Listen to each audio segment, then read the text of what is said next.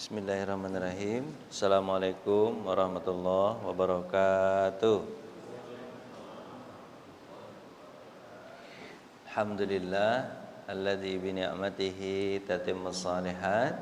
Asyhadu an la ilaha illallah wa asyhadu anna Muhammadan abduhu wa rasuluhu la nabiyya ba'da, amma ba'du. Allahumma ati nufusana taqwaha wa zakkiha wa anta khairu man zakkaha anta waliyuha wa maulaha. Allahumma alimna bima alamtana wa alimna bima yanfa'una wa zidna ilma. Bapak Ibu yang dirahmati Allah, kita lanjutkan kajian Sirah Nabawiyah dengan tema sekarang Perang Badar Kubra. Kemarin kita udah bahas tentang kenapa terjadi perang Badar ini. Terjadi perang Badar ini karena orang Quraisy berusaha untuk mengusik keamanan Nabi Muhammad dan para sahabat di Madinah.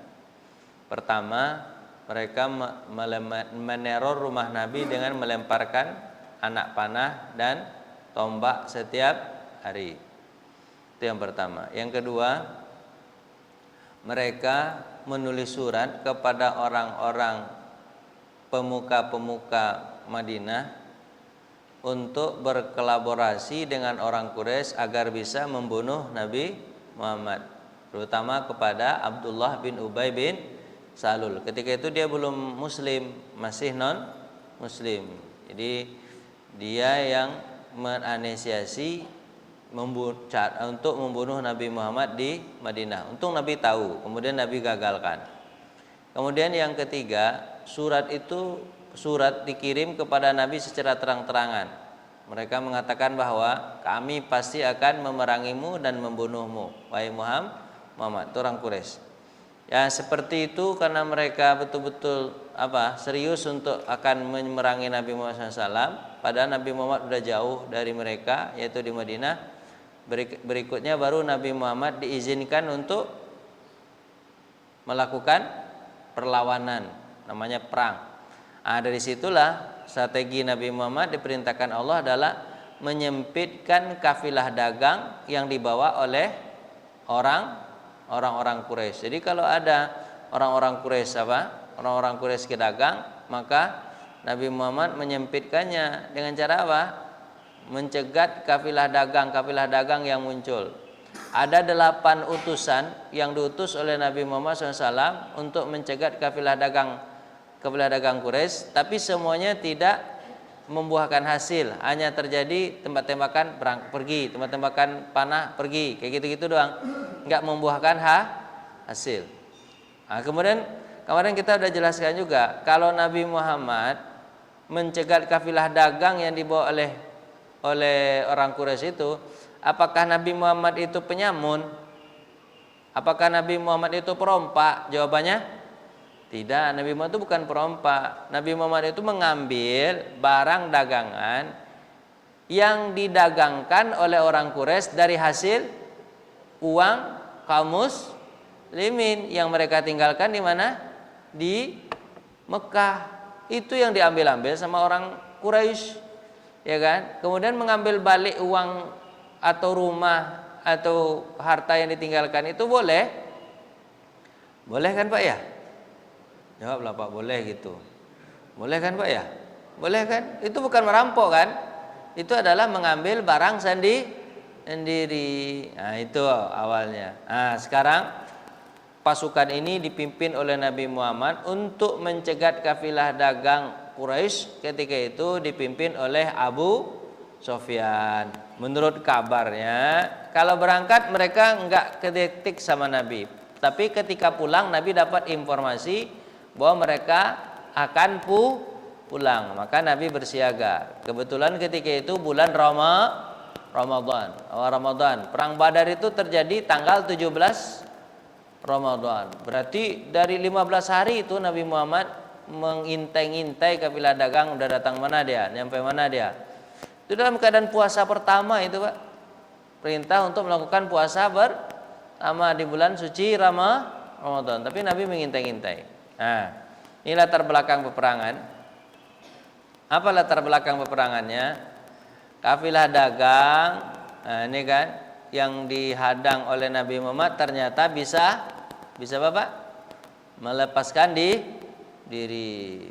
Terus Rasulullah mengutus Tolhah dan Tolhah bin Ubaidillah dan Sa'id bin Zaid untuk menyelidiki kafilah Quraisy dipimpin oleh Abu Sufyan, ya kan? Untuk menyelidiki kafilah Abu Sufyan yang lewat. Kedua-duanya cepat menyampil ke Madinah nanti mengabarkan kepada Nabi. Kafilah dagang ternyata membawa berapa? 1000 ekor onta. 1000 ekor onta kali 30 juta berapa itu Pak? 3M ya Pak ya? 30 miliar ya Pak ya? Oh iya 30M, banyak juga duitnya nih Pak.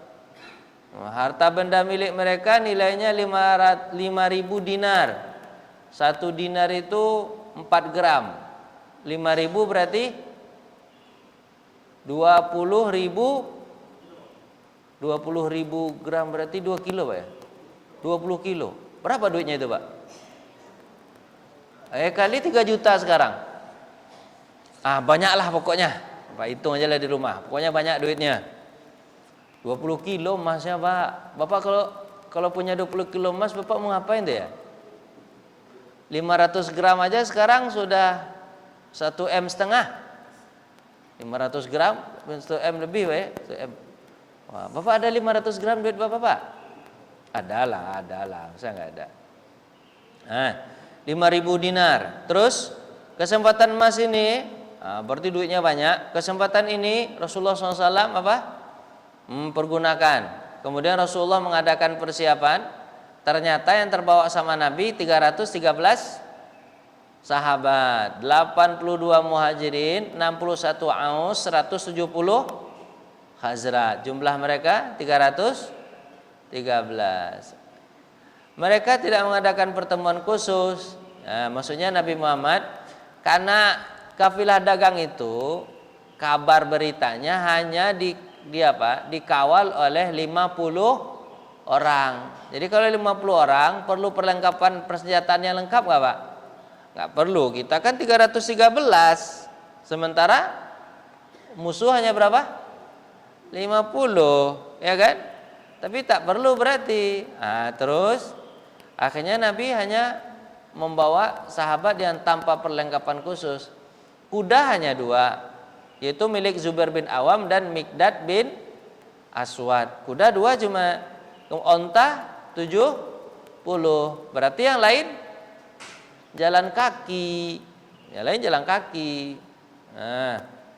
Rasulullah mengangkat Abdullah bin Umi Maktum untuk menjadi wakil di Madinah. Saat Nabi sampai di Rauha, Nabi menyuruh Lubabah menggantikan Abdullah bin Umi Maktum. Ayo Lubabah pulanglah, coba lihat tuh Abdullah bin Maktum, bisa nggak dia itu? Karena Abdullah bin Umi Maktum ini orang buta, tapi jadi wakil presiden di Madinah. Boleh Pak? Bendera komandan tertinggi diambil oleh siapa? Mus'ab bin Umair. Apa namanya Pak? Mus'ab bin Umair. Mus'ab bin Umair ini kita udah ceritakan dulu, dia orang kaya aslinya, kemudian masuk Islam, kemudian segala fasilitas diambil oleh ibunya. Mus'ab bin Umair ini dia termasuk duta pertama ke Madinah. Dia yang mengajarkan orang-orang Madinah untuk masuk Islam. Ini Mus'ab bin Umair ini. Kemudian pasukan kaum muslimin dibagi 2. Batalion Muhajirin benderanya diserahkan kepada Ali bin Abi Thalib. Batalion Ansar benderanya diserahkan kepada Sa'ad bin Mu'az. Jadi dua batalion. Satu batalion itu berapa orang, Pak? Enggak tahu ya, Pak ya. Pokoknya ratusan, Pak ya. Iyalah ratusan, Pak ya. Satu kompi, satu regu 12, Pak ya. Kompi 40, Pak ya. Kompi 100. Terima kasih Pak ya. Kalau regu 12 ya Pak ya. Satu regu. Itu kompi 100, satu batalion mungkin ratusan Pak ya.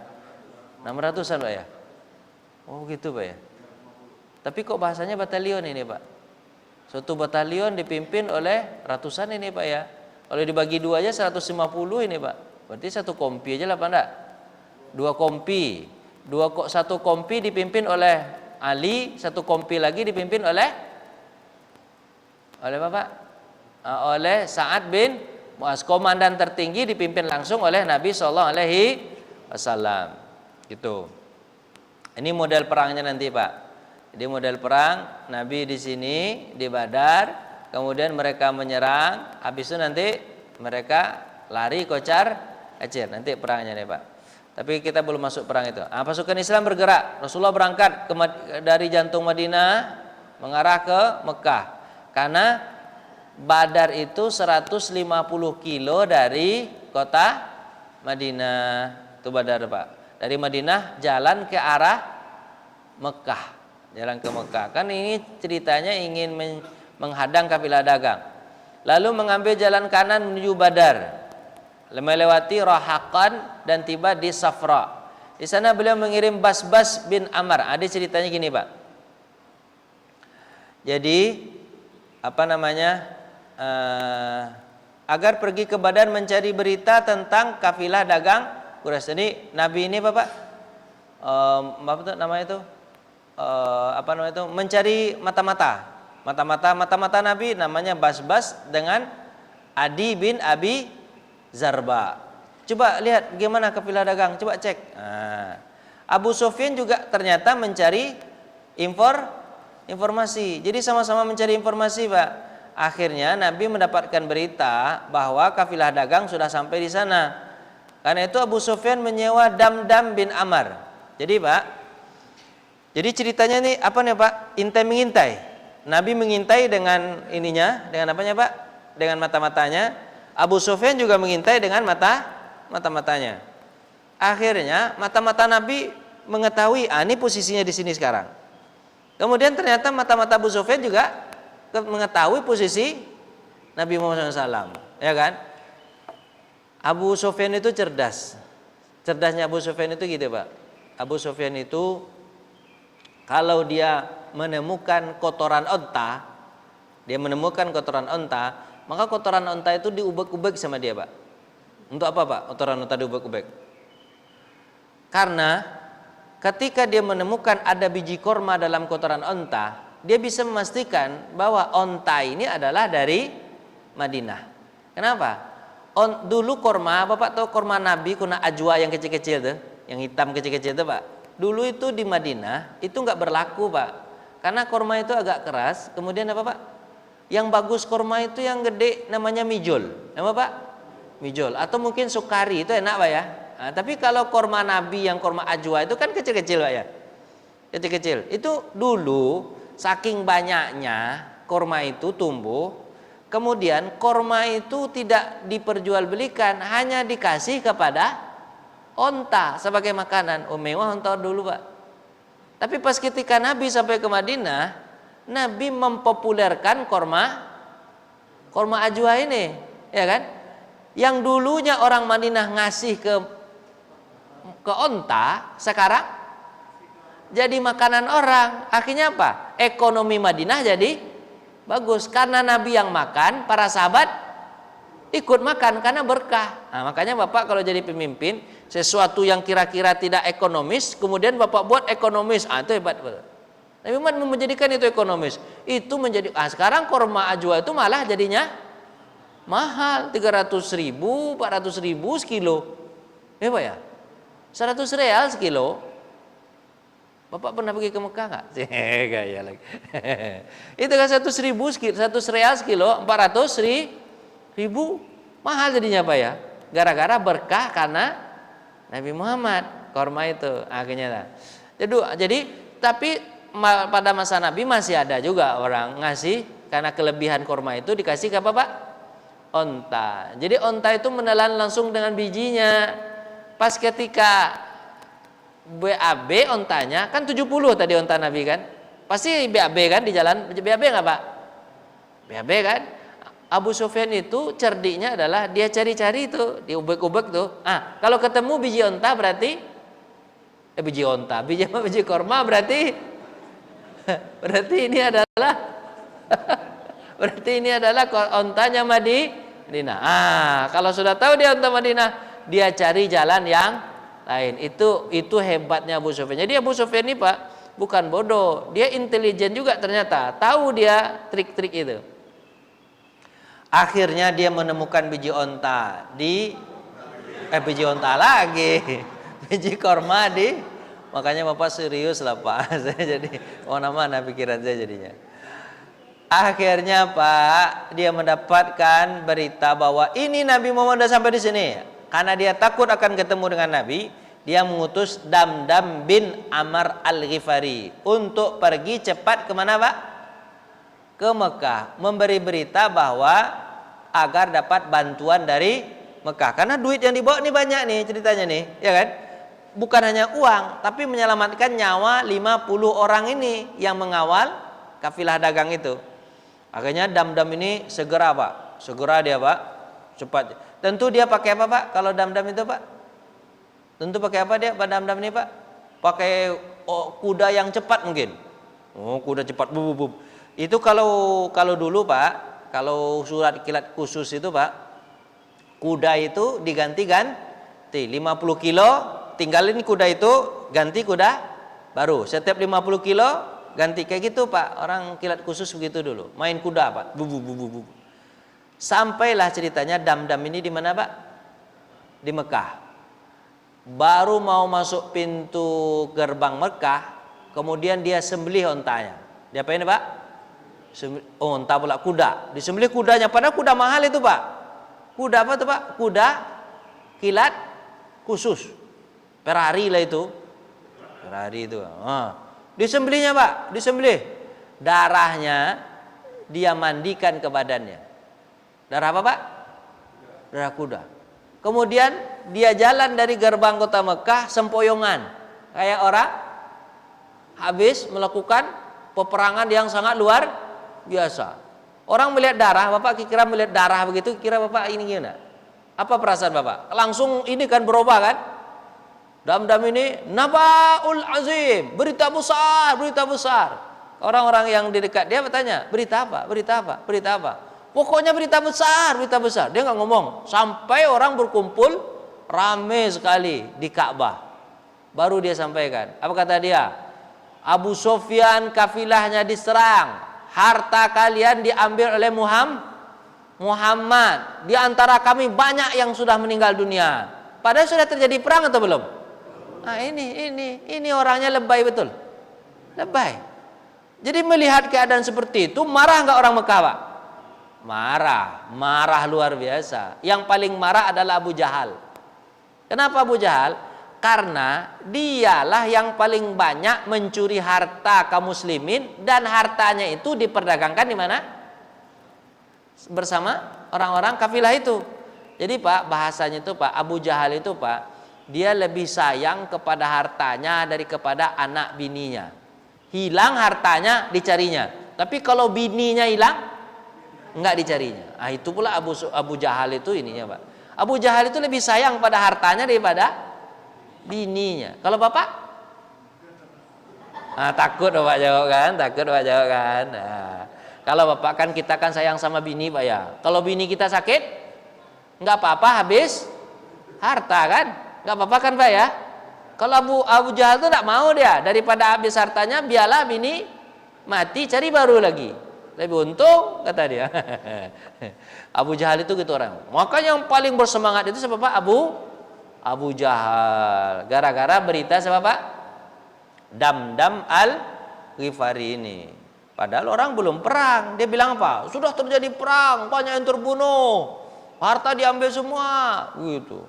Wah, semua penduduk Mekah akhirnya bergabung penduduk Mekah. Tak seorang pun pembesar mereka yang tertinggal, kecuali hanya Abu Lahab. Abu Lahab itu siapa Pak? Abu Lahab itu paman kandung Nabi Muhammad SAW. Kenapa dia tidak ikut? Dia wakilkan kepada orang yang berhutang kepadanya. Dia bilang, kau yang pergi, aku di rumah aja. Kebetulan Abu Lahab ini badannya gede Pak. Kenapa? Banyak makan dia, duit banyak, makan banyak, jadi malas ikut perang. Dan Abu Lahab ini dia paling mudah menjadikan orang sebagai budaknya, atau paling kurang menjadi apa? Orang berutang kepada dia. Kenapa, Pak? Dia ahli dalam kasino. Pak tahu apa kasino? Dia punya lapak kasino di Mekah. Jadi kalau orang apa? Orang menjudi ke dia. Awalnya orang menjudi pakai duit, tapi lama-lama duitnya habis. Duitnya habis, dia bilang apa? Kalau aku jual diriku, kalau aku kalah nanti aku jadi budakmu. Tapi kalau aku menang nanti kan duit untukku kan? Apa kata Abu Lahab? Ayolah. Abu Lahab tuh pintar, Pak, judi, Pak. Jadi Bapak kalau ingin belajar judi sama Abu Lahab, pintar betul. Banyak orang jadi budak gara-gara judinya Abu Lahab itu. Itulah orang salah satu di antaranya. Kau ingin lepas dari perbudakanku, ingin lepas dari hutangku, kau berangkat, wakilkan aku untuk pergi berperang. Aku agak malas, badanku gemuk, kata dia kan, makan banyak.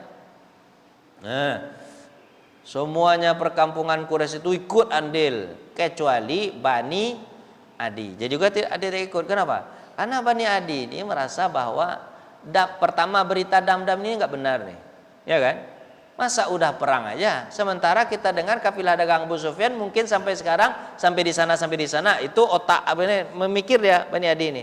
Terus satu, yang kedua, Bani Adi ini kenapa nggak ikut? Karena dia sangat tahu bahwa yang diperang ini Muhammad, harta yang dibawa adalah harta Muhammad. Jadi yang diambil Muhammad lagi, ya nggak masalah. Terus yang diperangi ini Muhammad. Kalau Muhammad diperangi dia orang baik, ngapain diperangi? Bani Adi nggak ikut. Tapi seluruh bani-bani di Mekah ikut. Tak seorang pun di antara mereka yang ikut keluar. Kenapa, Pak? Otaknya jalan. Otak yang tidak jalan itu yang suka perang tuh. Otak jalan. Kekuatan pasukan Mekah awalnya berjumlah 1.300. Berapa, Pak? 1.300. Didukung oleh 100 kuda. Sementara Nabi cuma berapa kuda tadi? 2 kuda. Ini berapa, Pak? 100 kuda. 600 baju besi. Sementara Nabi tak punya baju besi. Kalau baju besi kan kayak tank gitu kan. Terus dan onta yang cukup banyak, tak terhitung jumlah ontanya. Kalau dia 1.300 berarti ontanya juga sekitar 1.300. Bayangkan sama Bapak, sehari itu mereka poya-poya menyembelih onta 10 ekor onta sehari. Sehari 10 ekor onta. Perjalanan ke sana mungkin ada sekitar 4 hari. Berarti 40 ekor onta habis untuk perjalanan aja, untuk makan-makan aja. Banyaklah onta dibawa sama dia. Komandan tertinggi langsung dipimpin oleh Abu Jahal bin Hisham. Ada 9 pemuka Quraisy yang bertanggung jawab terhadap pasokan makanan. Untuk makanan aja 9 orang menjadi ketua pemasok makanan. Sehari mereka menyembelih 9 atau 10 ekor onta. Lanjut. Setelah semua orang Quraisy sepakat, berarti kalau 10 berarti tiap hari mereka Idul Adha itu, Pak ya? Ya kan? Bapak berapa nyembelih di sini? 10 juga? 15? 20? Gitulah kira-kira. Idul Adha dia itu, Pak. Tiap hari Idul Adha. Bayangkan. Semua orang Quraisy sepakat untuk berangkat. Permusuhan kan? Mereka khawatir Bani Bakar akan jadi ada kekhawatiran mereka, Pak. Kalau kita berangkat di luar kota Mekah ini ada namanya Bani Bakar. Bani Bakar ini suka diapain, Pak? Suka diapain sama orang Quraisy? Suka dibully. Suka diambil hartanya Bani Bakar ini. Terus ketika mereka berangkat ada kekhawatiran. Apa kekhawatirannya, Pak?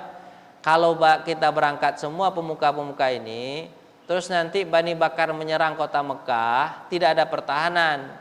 Ini gimana? Gitu kan? Bani Bakar ini suka diapain, Pak? Dibully. Akhirnya, Pak, datanglah iblis. Siapa datang, Pak? Iblis. Apa kata iblis? Masalah Bani Bakar aku yang handle. Kalian berangkat semua. Iblis ini berupa manusia dan menguatkan hati orang kafir agar bisa berangkat ke Badar. Untuk apa? Untuk menyerang Nabi Muhammad SAW. Masalah Bani Bakar, kalau dia menyerang nanti aku yang tanggung jawab. Kata siapa, Pak? Iblis. Maka apa? Peran iblis ini luar biasa, Pak, untuk orang Quraisy. Peran. Ketika Nabi hijrah, siapa yang datang?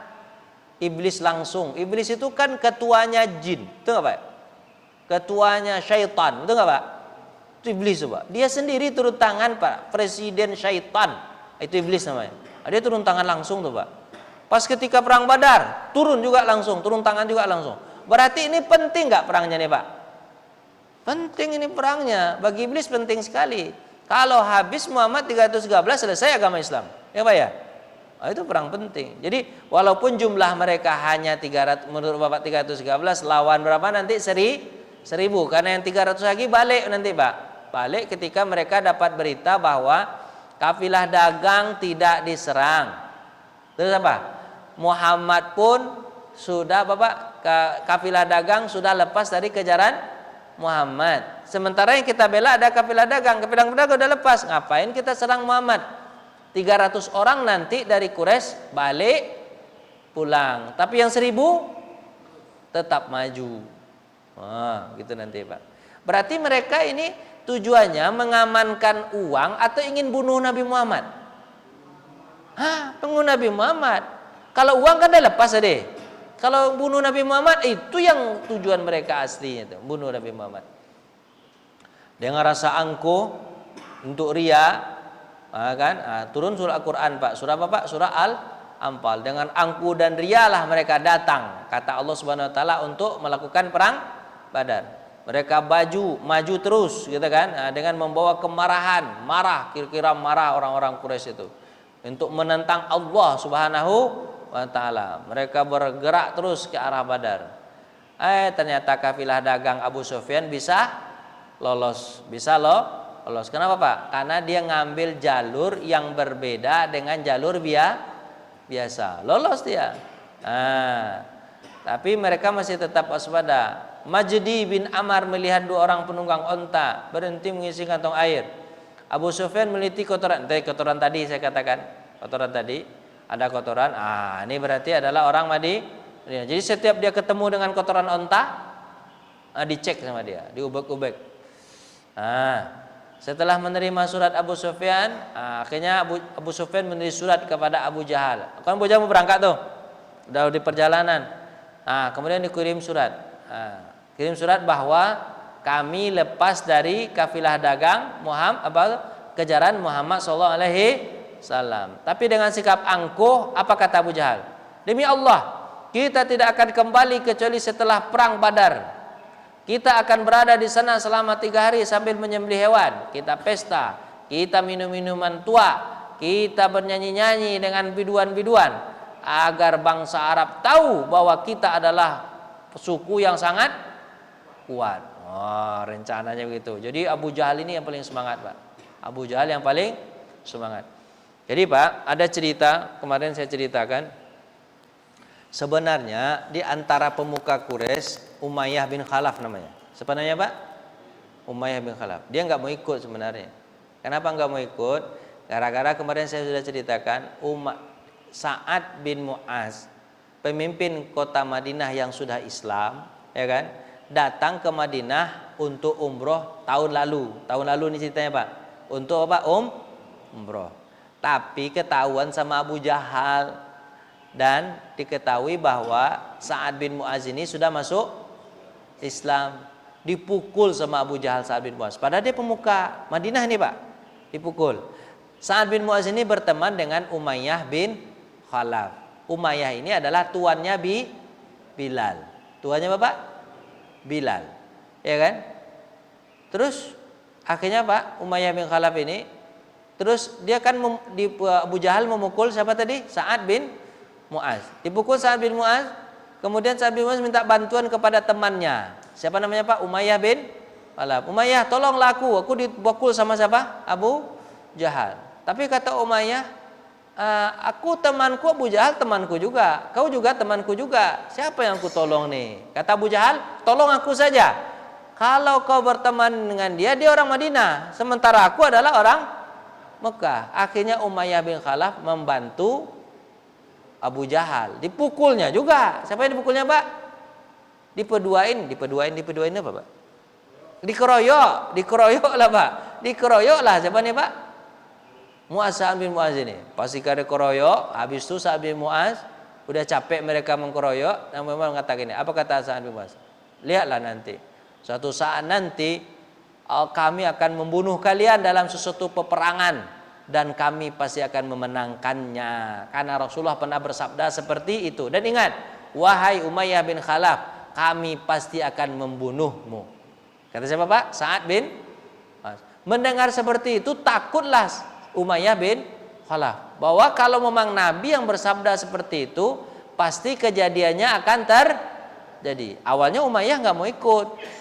Umayyah bin Khalaf tidak mau ikut untuk perang itu. Tapi Abu Jahal cerdik agar ngajak dia. Kalau ngajak dia berarti suku-sukunya ikut, ya kan? Dia karena pemimpin. Abu Jahal datang ke rumah Umayyah. Umayyah, ikut nggak? Enggak, aku takut. Omongan tahun lalu itu pas ketika apa Pak? Ketika haji pas umrah kemarin kan Sa'ad bin Mu'adz bilang bahwa kita akan dibunuh. Apa kata Abu Jahal? Enggak ada cerita bunuh-bunuh. Oh iya ikut. Enggak ikut. Akhirnya Abu Jahal ini membakar dupa. Bakar apa Pak? Dupa. Biasa orang Arab itu kan membakar dupa itu kemudian diginiin kan ke badan gitu kan, asap-asap itu. Dibakarnya dupa, tapi dupa itu guna untuknya perempuan. Guna apa Pak? Untuk perempuan. Akhirnya Bapak dikasih dimutar-mutarkanlah ke siapa Pak? Ke Umayyah bin Khalaf. Umayyah mencium baunya. Ini bau parfum perempuan. Kenapa kau kasih kepadaku? Apa kata Abu Jahal? Kau kan perempuan. Makanya yang cocok bagimu apa?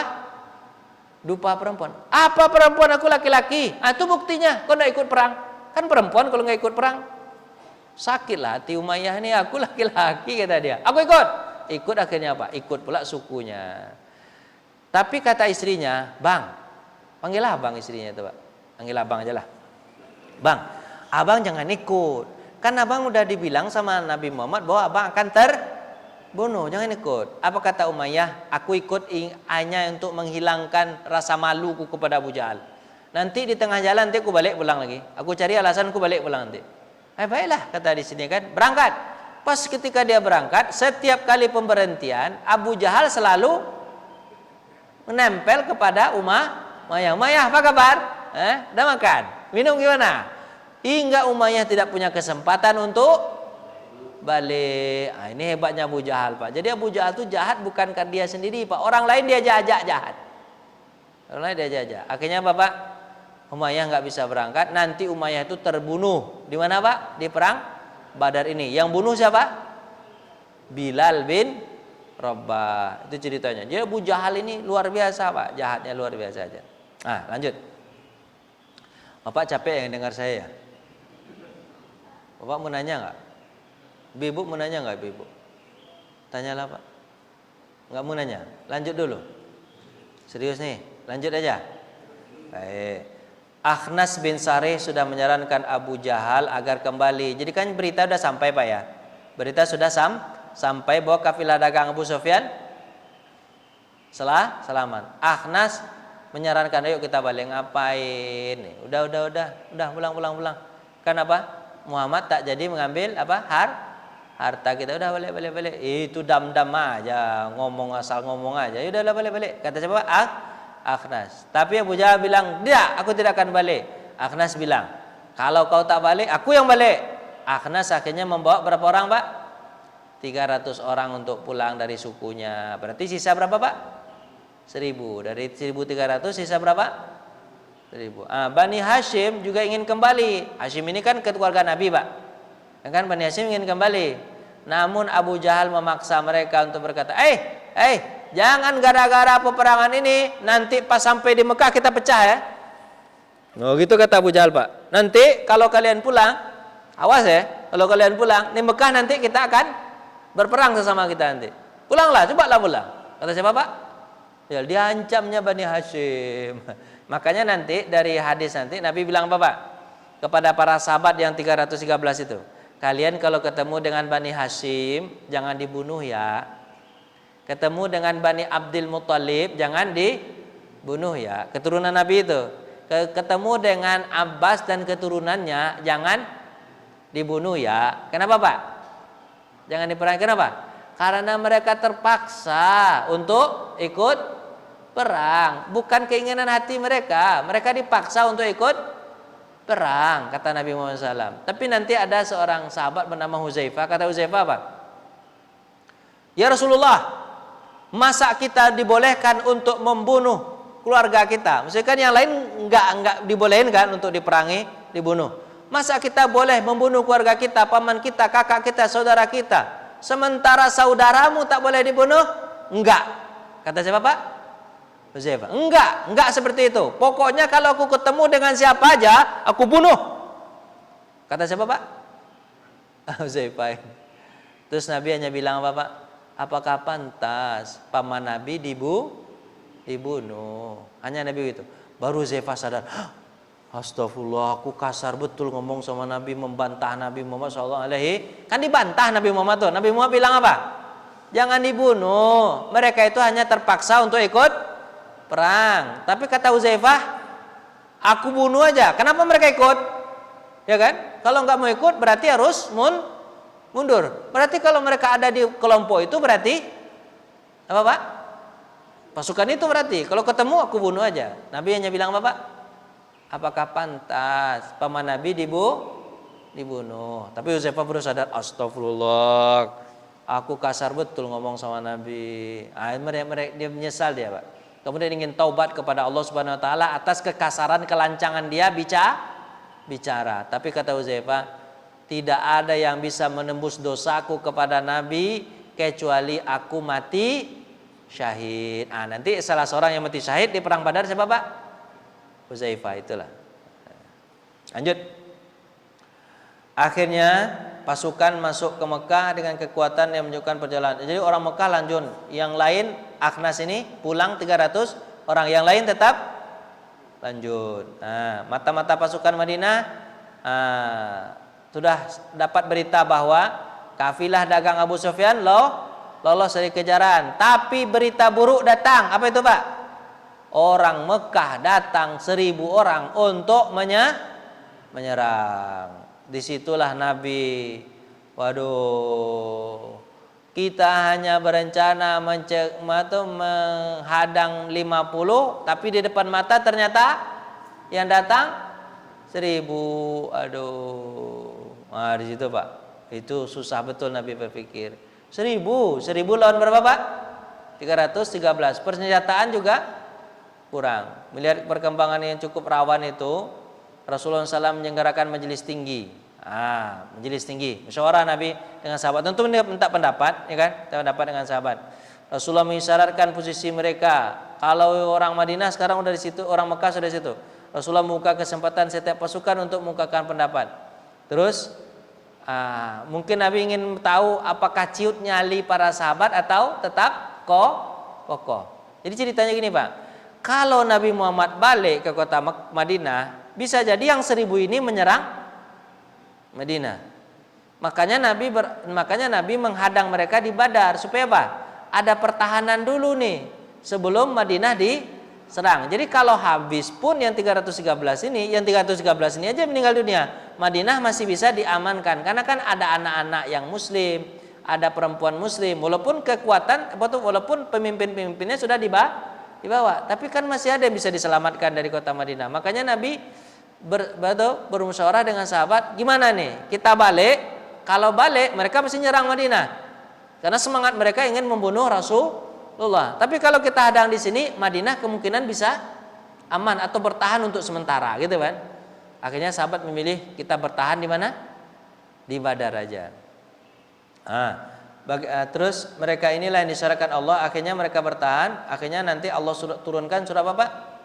Al-Anfal ayat 5 sampai 6. Nanti kalau baca tentang surat perang Badar, itu banyaknya ayatnya di mana Pak? Di dalam surah Al-Anfal. Ayatnya adalah, bagaimana Rabbmu menyuruhmu pergi dari rumahmu dan dari kebenaran, padahal sesungguhnya sebagian dari orang-orang yang beriman itu tidak menyukai peperangan itu. Mereka membantahmu tentang kebenaran sesudah nyata bahwa mereka pasti akan menang. Seolah Allah akan menghalau mereka kepada kematian, sedangkan mereka melihat sebab-sebab kematian itu. Artinya apa Pak?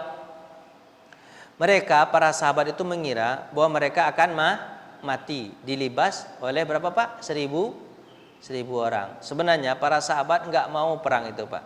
Enggak mau, aslinya mereka Pak enggak mau ikut perang itu. Kenapa Pak? Karena mereka enggak mau persenjataan yang lengkap. Tapi maka kata nanti, sebenarnya perang Badar ini bukan keinginan para sahabat, bukan keinginan Nabi, tapi keinginan Allah Subhanahu wa Ta'ala yang mempertemukan mereka dengan musuh mereka. Kalau keinginan Nabi dan para sahabat kan hanya mencegat kafilah, menghadang kafilah dagang. Tapi Allah datangkan apa Pak? 1000 pasukan. Dan hebatnya 1000 pasukan ini pun bersemangat untuk menyerang Nabi Muhammad SAW. Jadi seolah-olah gini Pak ya, Allah membuat orang kafir semangat, kemudian Nabi Muhammad enggak bisa berbuat apa-apa, harus menghadang pasukan itu. Sebab kalau Nabi Muhammad pulang ke Madinah, pasukan ini pasti akan menyerang kota Madinah. Jadi nggak bisa berbuat apa-apa jadinya. Makanya itu dikatakan bahwa peperangan ini bukan keinginan Nabi dan para sahabat, tapi keinginan Allah untuk mempertemukan hak dengan yang batil. Orang itu semangat betul Pak untuk menyerang Pak, semangat betul mereka untuk menyerang. Para komandan pasukan dari Muhajirin seperti Abu Bakar, Umar bin Khattab, Miqdad bin Ammar, mereka tidak kendor semangatnya. Terus mereka bilang seperti ini. Komandan Ansor juga begitu, Sa'ad bin Mu'az juga bilang begitu, gitu kan? Jadi semua sahabat, baik orang Muhajirin, orang Ansor, semuanya tidak kendor semangatnya. Mereka tetap bersama Nabi walaupun meninggal dunia. Ada perkataan-perkataan mereka yang bagus, Pak. Mana ya? Setelah itu Rasulullah meninggalkan ada cerita yang bagus. Nanti Rasulullah bertanya kepada Abu Bakar, bagaimana pendapatmu Abu Bakar? Kata Abu Bakar kepada Nabi Muhammad, ya Rasulullah, kemanapun kau pergi, aku ikut. Bagaimana pendapatmu Umar? Ya Rasulullah, aku sudah menghibahkan diriku untuk Allah dan Rasulnya. Kemanapun kau pergi, aku ikut. Kata siapa Pak? Umar berkata. Ditanya Utsman, ditanya Utsman nggak ikut ketika itu karena Utsman sakitnya Pak? Istrinya sakit, istri anak Nabi siapa Pak? Ruqayyah sedang sakit. Maka Nabi bilang apa? Utsman, kau di rumah karena istrimu sedang sakit parah, gitu kan? Utsman nggak ikut kan perang Badar itu Pak? Utsman nggak ikut. Yang ikut Ali. Bagaimana pendapatmu Ali? Sama. Bagaimana pendapatmu Sa'ad bin Mu'az? Ini yang bagus Sa'ad bin Mu'az. Ya Rasulullah, kami sudah berjanji kepadamu bahwa kami akan membelamu dengan darah, harta, seperti kami membela anak dan istri kami. Ya Rasulullah, jika kau pergi ke lembah, kami ikut. Jika kau kalau mendaki gunung, kami ikut. Jika kau suruh kami mati pun, kami mau. Kata siapa Pak? Sa'ad bin Mu'az. Apa kata Nabi SAW? Masya Allah, dukungan sahabat sangat luar biasa. Itu membuat Nabi jadi Bapak semangat. Karena sahabatnya tidak ada yang gentar. Walaupun di hati kecil mereka, Allah tahu kan dalam Quran tadi, di hati kecil mereka tidak mau. Tapi karena ini adalah keinginan Allah untuk menekan perangan, akhirnya mereka mau. Tapi kalau ditanya betul Pak, Bapak kalau ditanya betul, mau perang atau enggak? Enggak mau lah, ngapain kita perang-perang Pak? Lebih baik kita Bapak damai begini, ya Pak. Akhirnya mereka semangat. Rasulullah meninggalkan Zafiran untuk melanjutkan perjalanan. Beliau melewati bukit, kemudian cepat-cepat menuju suatu tempat bernama Ad-Dabbah, kemudian tiba di dekat Badar. Ini ceritanya. Rasulullah dan Abu Bakar melakukan kegiatan mata-mata. Jadi Rasulullah berdua dulu. Dilihat Rasulullah dengan Abu Bakar dan mata-mata. Ketemulah dengan orang tua. Siapa ketemu Pak? Orang tua di sekitar daerah Dambah itu. Temu. Pak, ya, mau nanya Pak, kata Abu Bakar. Ya. Bapak melihat ada pasukan enggak di sini sekitar 1000 orang atau sekitar 50 orang? Kata dia, kamu siapa? Nanya-nanya begitu, kamu siapa? Karena informasi luar biasa ini kan. Kamu siapa? Terus kata Nabi Muhammad, Bapak kasih tahu dulu informasi itu. Bapak tahu dulu informasi itu, nanti baru kami kasih tahu siapa kami. Oh baiklah, kata Bapak itu. Aku melihat 50 orang ada. Sepertinya kafilah dagang. Dan kalau hari ini kau bertanya, kafilah dagang itu sudah jauh, nggak ketemu sama engkau lagi. Kata siapa Pak? Kata orang tua tersebut. Tapi aku dengar berita juga bahwa orang Quraisy datang untuk mengamankan 50 kafilah dagang itu. Dan kalau iya dia berangkat tanggal sekian hari sekian, kemungkinan besar nih 1000 pasukan itu berada di belakang bukit ini. Jadi ada bukit Pak, di belakang bukit ini pasti sudah ada nih. Dengar aja sebentar lagi nih, pasti ada dentuman apanya? Genderangnya gitu kan. Sebentar lagi nih, pasti di belakang bukit ini. Kata orang tua itu. Habis selesai menceritakan itu, orang tua itu bertanya, Orang tua itu bertanya kepada Nabi dan jadi kalian siapa? Coba kasih tahu. Rasulullah sambil jalan mengatakan apa? Nahnu minal ma, kami dari air. Orang dulu tuh taunya Pak mata air gitu. Kami dari mata air ini, mata air itu. Karena tempat mereka biasanya pasti keliling mata air. Tapi Nabi bilang apa? Nahnu minal ma, kami dari mata air. Terus dia bertanya, mata air mana? Mata air mana? Nabi bilang mata air aja, maksudnya airnya air mani maksudnya Pak. Semua kita kan berasal dari air mani. Kalau dalam peperangan itu nggak boleh dijawab jujur. Kalau Nabi jawab jujur dari Madinah, kira-kira gimana Pak? Bocor informasi, kemudian masalah lah, ya betul nggak Pak?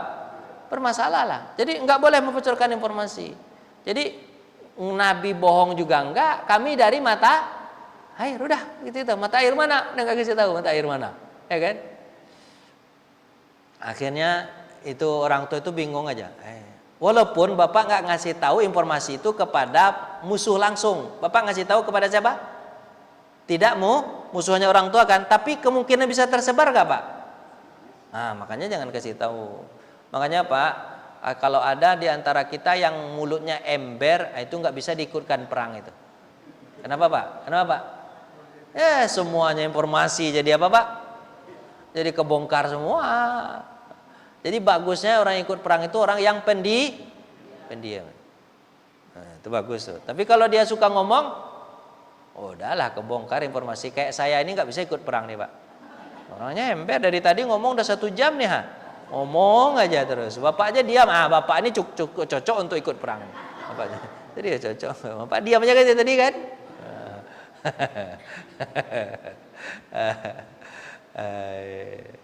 Lanjut di mata air. Pada sore hari Nabi mengirim mata-mata lagi. Mendapatkan ternyata Pak, Nabi mendapatkan berapa orang Pak? Jadi kalau dia di bukit situ berarti Nabi udah siap-siap di sini kan? Kirim mata-mata. Ternyata mata-mata itu mendapatkan apa Pak? 2 orang yang sedang mengambil air. Yang mengambil air. Mata-mata itu Ali bin Abi Thalib Pak. Di antaranya siapa Pak? Ali bin Abi Thalib. Ditangkap 2 orang yang ambil air nih Pak. Ditangkap sama Ali, kemudian dipukulin orang ini Pak. Dipukulin. Wah. Tadi kan? Dipukulin. Ditanya, "Kamu dari mana? Siapa kamu? Siapa kamu?" Karena orang dipukulin Pak. Karena dipukulin terus itu jujur dia ngomong lagi. "Aku ini tukang masak." Dia tukang masak cuman ketika itu ngambil air. "Aku ini dari pasukanku Quraisy. Aku suruh masak aja," kata dia. Kemudian Ali bin Abi Thalib tidak apa Pak? Tidak percaya dengan omongan dia ini. Padahal dia dipukulin harusnya percaya Ali. Dibawa kepada Nabi. "Ya Rasulullah, ini orangnya. Kami dapat ini." Tapi dia bilang dia bukan pasukan. Dia nggak tahu berapa jumlah pasukan. Dia hanya katakan dia adalah tukang masaknya doang. Ya kan? Ketika itu ngambil air. Kami nggak percaya. Gayanya aja seperti pasukan ini pasti pasukan. Pasti dia tahu nih berapa jumlah segala macam. Kata Rasulullah SAW, cerdasnya Rasulullah bertanya begini kepada orang itu. Apa cerdasnya Pak? Kata Nabi SAW, "Saya mau bertanya, kamu katanya tukang masak tadi, ya. Berapa yang kau sembelih onta sehari untuk masak?" Kira-kira 9 sampai 10. Nabi baru paham. 9 sampai 10 berarti jumlah mereka sekitar 1000 orang. Itu hebatnya Nabi Pak. Hanya menanya berapa yang dia sembelih, tapi Nabi tahu berapa orang. Jadi Bapak misalnya nih, Bapak bisa nggak memperkirakan kalau Bapak misalnya jual nasi Padang, kalau ada yang jualan kemudian dia bisa menghabiskan 2 kilo rendang, kira-kira berapa penghasilannya sehari? Jawablah Pak, berapa Pak? 2 kilo rendang. Kata dia, saya jualan nasi Padang nih, kata dia kan. Sehari saya bisa menjual berapa? 2 kilo rendang. Bapak tahu nggak berapa penghasilannya sehari? Nggak tahu Bapak ya. Ya Allah. Rendang itu 1 potong taruh aja lah semurah-murahnya 10.000. Sekilo itu dapat 25 potong. Untuk orang Padang tuh dapat 5 potong. Berarti penghasilan dia berapa? Kalau hanya rendang terjual berapa? 250.000 kali 2 jadi 500.000. Tapi dengan nasinya kan jadi 15.000. Berarti terjual sekitar 50 bungkus. Tambah nanti kalau telurnya segala macamnya. Tapi yang jelas dari rendangnya dia dapat berapa? 50 bungkus kali 15.000. Berapa duitnya? Tak bisa Bapak menghitung nih. Gak bisa Bapak perang nih. Bisa Bapak perang. Jadi Nabi itu cerdas Pak.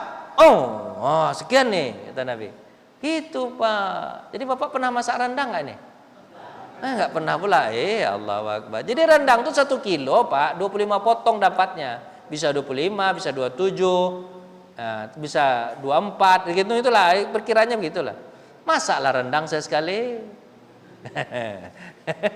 La ilaha illallah. Lanjutlah Pak.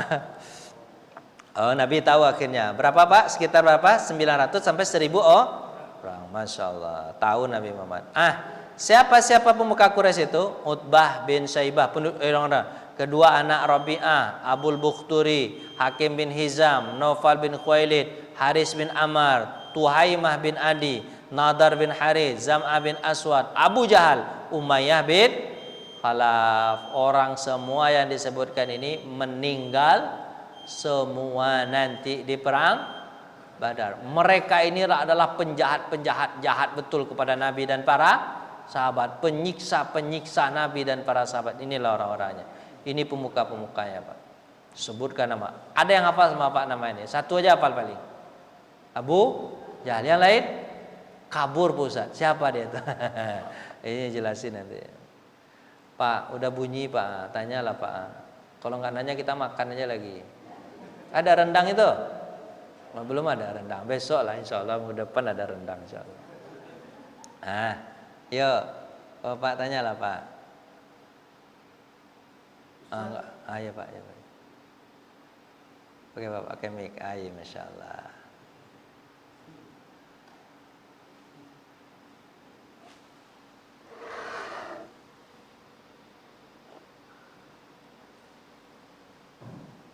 Assalamualaikum Ustaz.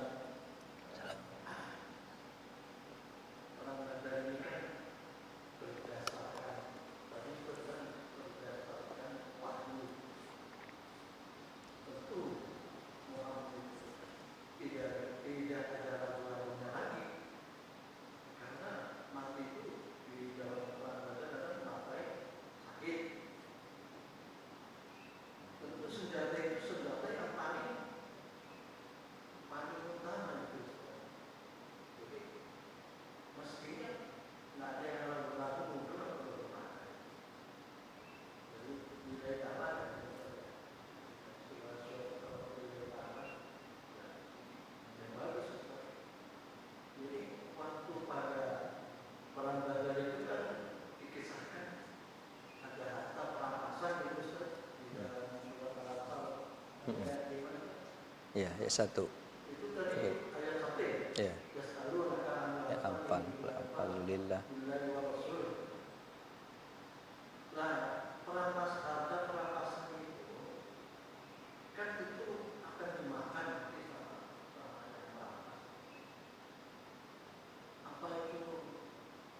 Halal. Harta orang diambil Pak ya? Rampasan, nama juga rampasan Pak ya? Merampas harta orang Pak ya? Iya. Iya benar. Siap. Kasih ya Pak ya. Ayo. Assalamualaikum warahmatullahi wabarakatuh. Jadi Pak, yang pertama pertanyaannya adalah kenapa kok masih ragu para sahabat itu untuk perang Badar itu? Kenapa ragu? Padahal Allah sudah menurunkan ayat bahwa perang Badar itu pasti akan menang. Ayat sudah turun Pak, pasti akan menang. Ini namanya manusiawi Pak. Manusiawi. Masalahnya kita tidak punya persenjataan yang lengkap. Itu kan persenjataan yang lengkap. Semua jumlah kita juga sedikit. Jumlah kita juga sedikit. Sementara apa Pak? Pasukan jumlahnya banyak, persenjataannya lengkap. Secara manusiawinya iya. Ya. Tapi setelah turun ayat Al-Qur'an adalah semangat para sahabat itu untuk apa Pak? Makanya nanti Abu Bakar bilang kita terus. Tapi kan di antara sahabat juga nggak akan tahu menangnya, apakah menang kemudian mereka selamat semua, atau menang di antara mereka ada yang gugur atau mati syahid. Kan nggak tahu kan Pak ya. Jadi manusiawinya memang begitu. Pasti ada apanya Pak? Ada apa Pak? Ragunya. Mohon maaf ini. Bapak ketika nikah dulu dengan istri, itu Bapak yakin betul bahwa itu istri Bapak sampai mati, sampai ke surga, atau masih ada dikit ragu-ragunya? Jawablah Pak. Jawab aja lah, istri Bapak nggak ada. Jawablah. Jawablah. Ada ragu-ragunya dikit atau betul-betul yakin betul? Padahal Allah mengatakan apa? Kalau kamu punya istri pasti kamu akan dikayakan. Kalau miskin, hidupmu pasti akan ditenangkan. Tapi Bapak yakin nggak dengan istri itu Bapak tenang? Yakin betul nih 100%? Ada nggak Pak? Ada ragunya kan? Ada ragunya nggak Pak? Disitulah perjuangan iman Bapak itu. Bapak harus yakinkan betul. Manusiawi pasti ada ragu. Serius Pak. Bapak kenikah dulu. Ini namanya ujian pernikahan. Mau kita nggak apa-apa sedikit bahas tentang pernikahan sih. Padahal Bapak ada tua-tua ya. Bapak, itu Bapak, ujian pernikahan itu Pak. Saya tuh dulu contoh aja saya. Saya ketika masih bujang Pak, nggak ada yang ngelirik-lirik saya Pak. Pada gagah ini ya, gagah ini. Gara-gara apa? Iya belum punya penghasilan, betul Pak? Ketika walaupun penghasilan saya ketika menikah itu 300.000 Pak, tapi ketika sudah dijodohkan dengan yang ini, banyak datang yang lain Pak, membuat saya pusing. Kenapa nggak dari dulu dia datang? Saya sudah milih ini, dia datang, aduh sakit kepala saya. Cuman itu nama ujian pernikahan Pak. Serius, Bapak begitu juga nggak dulu Pak? Jawablah, istri Bapak nggak dengar di belakang, dia nggak tahu juga. Gitu nggak? Sudah kita tag ini, sudah kita khidbah ini, yang lain datang ngusulin, dia bilang, kenapa kok dengan itu, kata dia kan, itu lebih baik lagi daripada yang itu, udah putuskan baik dengan ini, kata dia kan. Itu ujian pernikahan. Ada nggak Pak? Begitulah kira-kira Pak. Di situ Bapak harus menetapkan, kayak sudah janji, saya sudah khidbah, nggak ada cerita dulu, kenapa nggak datang? Contoh Bapak beli rumah, ya kan? Beli rumah nih contohnya, pas beli rumah, Bapak yakin betul nggak itu rumah yang terbaik? Ya kan? Padahal Bapak sudah nyari-nyari, menurut Bapak ini yang terbaik. Tahu-tahu, udah Bapak tag rumah tersebut, sudah Bapak janjikan akan kredit seminggu lagi segala macam kan? Misalnya kan seminggu lagi, tahu-tahu ada orang mengusulkan, ada rumah yang lebih bagus, di situ lagi, lebih murah lagi. Ternyata lebih murah juga. Kira-kira Bapak berpaling-paling nggak? Kira-kira begitulah ujiannya Pak. Jadi Pak, memang begitu Pak. Setiap sesuatu itu ada ujiannya. Itu ujian keimanan para sahabat. Walaupun ayatnya sudah menyatakan mereka akan menang, tapi tetap saja secara jumlah mereka kalah, secara perlengkapan mereka kalah juga. Itu ujiannya. Tapi dengan ayat itu menguatkan hati mereka walaupun ada unsur manusiawinya. Mereka juga manusia kan Pak ya. Itu jawaban pertama. Jawaban kedua, bolehkah kita memakan harta rampasan? Nama juga rampasan. Berarti mencuri kan Pak ya? Betul Pak ya? Mencuri. Ada di samping mengatakan, aku diberikan 5 hal keistimewaan kepadaku dan kepada umatku, dan tidak diberikan kepada umat-umat selainku dan nabi-nabi sebelumku. Apa diantaranya Pak? Aku dibolehkan untuk memakan harta rampasan perang. Kalau dulu Pak, nabi-nabi dulu kalau berperang, misalnya Nabi Daud berperang dengan Jalut, dengan Tolut, betul, dengan Jalut, Bapak dengan Jalut. Harta rampasan perangnya diapain Pak? Dikumpulkan, harta rampasan perang itu yang ditinggalkan oleh orang yang kalah itu dikumpulkan. Kemudian Allah Subhanahu wa taala mendatangkan petir, terbakar, hangus, habis. Itu dulu. Kata Nabi Muhammad SAW, nabi-nabi dulu kalau berperang, mereka diharamkan untuk mengambil harta itu. Kenapa Pak? Karena itu adalah harta orang lain. Tapi aku diberikan keistimewaan, kata Nabi Muhammad, aku diizinkan untuk memakan harta rampasan perang. Itu keistimewaan Nabi Pak. Ada lagi keistimewaan Nabi itu untuk Nabi Muhammad. Dulu kata Nabi Muhammad, sekarang dijadikan untukku di mana saja tanah suci untuk melakukan ibadah. Jadi itu. Kalau dulu kan tanah itu orang-orang ibadah dulu pada masa Nabi Daud, pada Nabi Musa, ibadah itu khusus di mana? Hanya di masjid, di rumah nggak boleh. Kalau ada orang yang ibadah di rumah berarti nggak sah ibadahnya. Tapi sekarang Pak, Bapak ibadah di rumah bisa nggak? Itu kata Nabi, dimanapun dia ibadah, diterima. Itulah keistimewaan umatku. Jadi banyak. Terus kata Nabi SAW, aku diberikan, banyak tuh, ada 5 Pak. Yang saya ingat aja Pak ya. Aku diberikan keistimewaan apa? Sebulan perjalanan musuhku sudah merasa gentar ketika dia ingin menyerangku. Nah itu keistimewaan Nabi Pak. Sebulan sebelum perang musuh sudah ketakutan dulu. Padahal belum terjadi perang. Itu keistimewaan Nabi Muhammad SAW. Jadi gitu Pak. Jadi Allah mengizinkan untuk makan harta rampasan perang. Jadi kalau Allah mengizinkan berarti halal jadinya. Yang awalnya haram kemudian Allah halalkan jadi halal jadinya. Karena ini adalah perintah Allah Subhanahu wa taala. Gitu Pak. Jadi intinya sih ayat Quran. Tapi kalau Bapak cari hikmahnya, apa hikmahnya? Kenapa kok dihalalkan? Kan itu. Gini Pak. Orang kalau berperang itu zaman dulu pada masa Nabi lebih parah lagi jahiliyah itu Pak. Jahiliyah itu Pak, mereka mencari harta dengan cara apa Pak? Menyerang suku, kemudian ngambil harta orang tersebut, anak dan istri mereka dijadikan budak. Itu cara kaya cepat orang-orang dulu Pak. Jadi orang dulu kalau ingin kaya gimana Pak? Serang aja suku itu, kemudian hartanya diambil. Kemudian apanya Pak? Istri dan anaknya jadikan budak, itu dulu, itu kan? Tapi kalau pada masa Nabi enggak sekejam itu, ya kan? Ketika mereka perang, kemudian mereka membawa harta rampasan perang, yang dibawa itu aja Pak. Kalau yang di rumahnya nggak boleh diambil. Misalnya dia kalah perang nih, istrinya ada di rumahnya sama anaknya kan, itu boleh diambil nggak? Nggak boleh. Tapi yang dibawanya dalam kancah peperangan itu boleh diambil, gitu kan Pak ya? Nah, terus kalau harusnya orang yang kalah itu harusnya gimana? Hartanya siapa pemiliknya harusnya Pak? Kan kalau dia udah meninggal dunia dia bisa menguasai hartanya nggak Pak? Jawablah Pak. Ah, dia udah meninggal dunia, hartanya bisa dikuasainya nggak Pak? Nggak bisa lah. Terus daripada buang-buang, baik diambilkan, dimanfaatkan, ya kan? Nah, kan kalau hikmahnya begitu, kan dia udah meninggal dunia, ya kan? Kayak nanti misalnya Bapak meninggal dunia nih, harta Bapak bisa Bapak gunakan nggak? Enggak. Terus harta Bapak siapa yang ambil? Berpindahlah dia menjadi warisan. Itu kan berpindah kepemilikan dari orang hidup yang sudah meninggal dunia kepada orang yang masih hidup, yaitu anak-anak. Awalnya anak-anak boleh ngambil harta Bapak nggak? Nggak boleh. Tapi karena Bapak meninggal dunia, boleh. Jadi harta warisan. Itu Pak ya. Nah, gitulah kira. Allahu a'lam bishawab.